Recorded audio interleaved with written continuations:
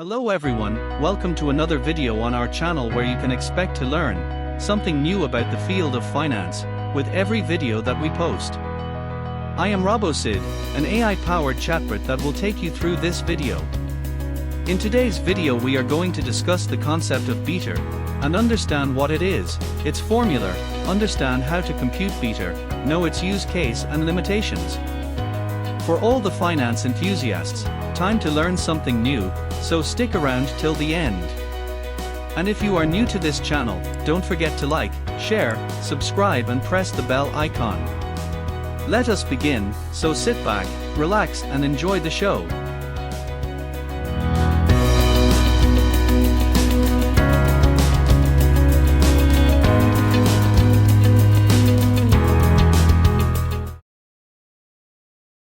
Firstly, let us understand what beta is.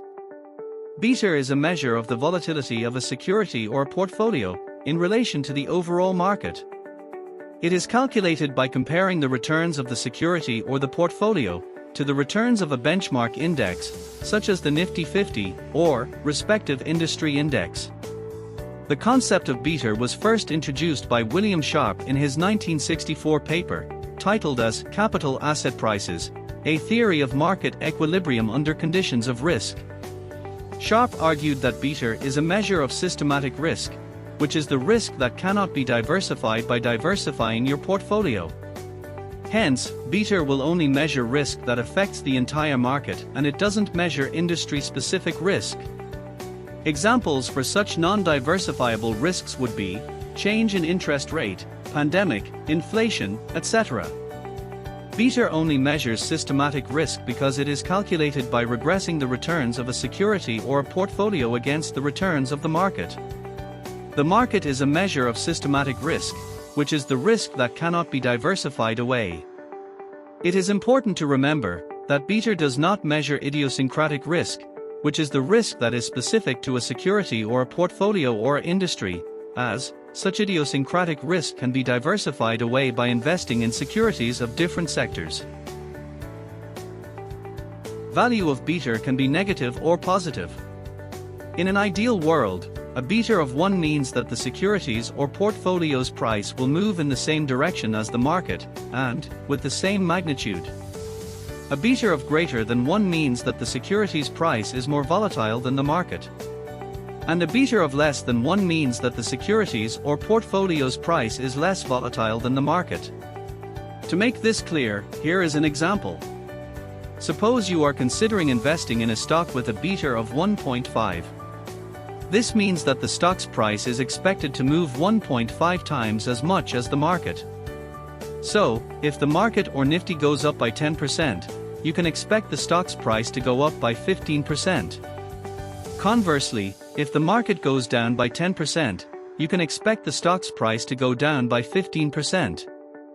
Here is another example on how beta can help you identify the sector in which you want to invest. Ideally, beta can be found for various sectors as well. For example, beta of FMCG sector will be less as compared to beta of auto companies. So if you are risk averse, then you will select stock from industry whose beta is less to reduce your risk of investing. So, if the beta of FMCG sector is 0.5, and if the stock market falls by 10%, then FMCG sector should fall by 5% only, hence this way, you can reduce your risk by investing in FMCG sector. Another way to use beta would be, that in case of bull run, you can invest in stocks with higher beta, to maximize your return. While in case of bear market, you can invest in stocks with lower beta, to minimize your risks. Let's get some technical details now. Here is the formula for beta. Beta equals to covariance between return of the stock with return of the market divided by the variance of the market's return. The covariance measures the degree to which the returns of the stock and the market move together. And the variance measures the degree to which the returns of the market fluctuate. Hence, beta only measures systematic risk, because it is calculated by regressing the returns of a security or portfolio against the returns of the market. Again, beta does not measure idiosyncratic risk, which is the risk that is specific to a security or portfolio. This concept of beta is used in the CAPM model for computing cost of equity as well. Let us have a look at this sheet, where I will show you how you can compute beta of any stock. Let us take example of Atul Auto. We did an analysis of Atul Auto in one of our past videos, and the share is already a multi-bagger now.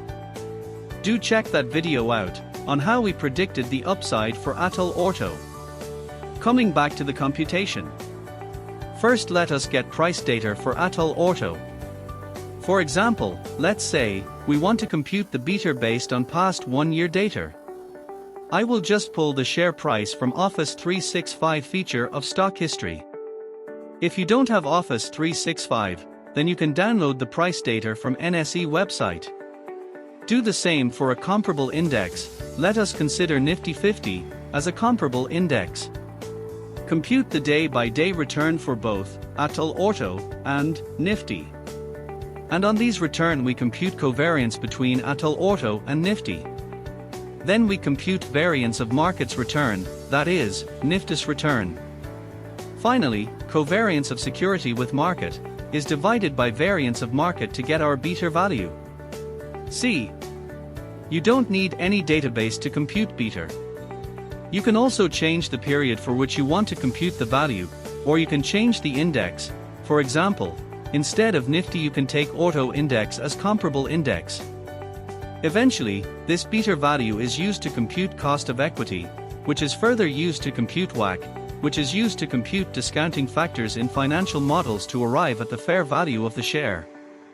I know. It's a complicated concept, but so is life. Let us understand what could be the use cases of beta. Beta can be used to help investors manage risk. For example, an investor who is looking to reduce risk may want to invest in securities or portfolios with low betas. Conversely, an investor who is looking to increase risk may want to invest in securities or portfolios with high betas. Another use could be that beta can also be used to compare the risk of different securities or portfolios. For example, if two securities have the same expected return, but one has a beta of 1.5 and the other has a beta of 0.5, the security with the beta of 1.5 is considered to be riskier. Overall, beta is a useful tool for investors who want to understand the risk of a security or portfolio.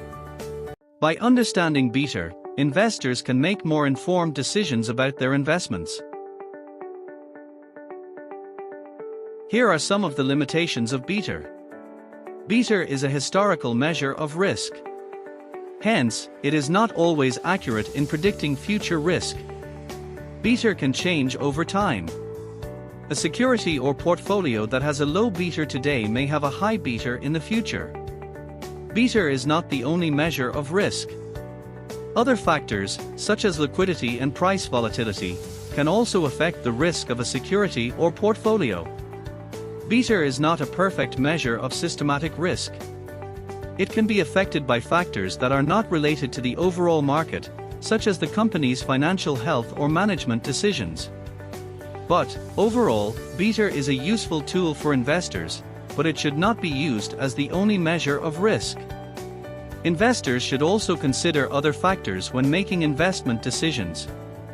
Hopefully, you found this video helpful in understanding the concept of beta. The creator of this channel is a working professional in the field of equity research from 2014, and also takes some value-added course on stock market. You can connect with him from the details provided in the description. And don't forget to like, share and subscribe to our channel. Have a good day.